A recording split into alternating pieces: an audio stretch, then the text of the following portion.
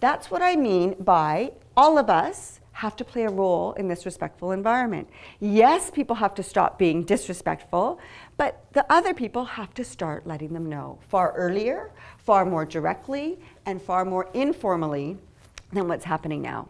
So what is happening now is I'm getting called in 2 years after issues, sometimes longer, where people are journaling about each other, they're writing notes about each other, they're having meetings with other members of their department or their leaders. They don't want anything to happen, they just want people to know. I don't want anything to happen. Well, if you don't want anything to happen, nothing's going to happen. And then 2 years later, I'm in and I'm trying to unravel the mess. And it's quite the mess. I just finished a report and I was very critical because the staff kept complaining about their supervisor, complaining and complaining and complaining, but not filing any real formal complaints. That's fine. What concerned me the most is ultimately the organization then decided to have a team facilitation. And they invited all the team, they invited that supervisor, they invited that supervisor's boss, and human resources and union leaders. So there was a packed room full of people to try to sort out what was going on. And the employees decided not to say a word. So they stood there with their arms crossed and took notes and said nothing. That is not helpful and that is not respectful to the process. Now, in my interviews with them, they said, you know, we were scared of her. I said, okay.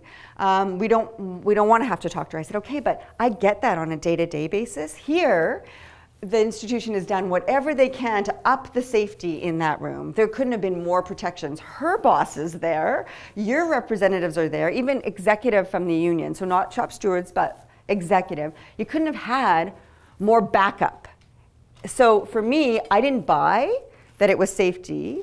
I bought that there was some sort of power struggle going on and walls coming up that really didn't assist. So, and you know what, in the report, I can tell you in the report, I found against the supervisor. So I did say, you know what, based on the behaviors that this staff described, unacceptable. There is no way they should have been publicly humiliated the way that she humiliated them.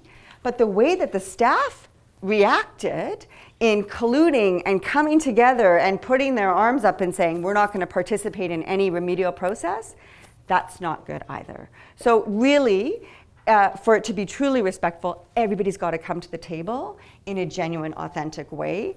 And we can't start constantly pointing our fingers just to everybody else as the reason for the issue, because it's far, far more complicated than that.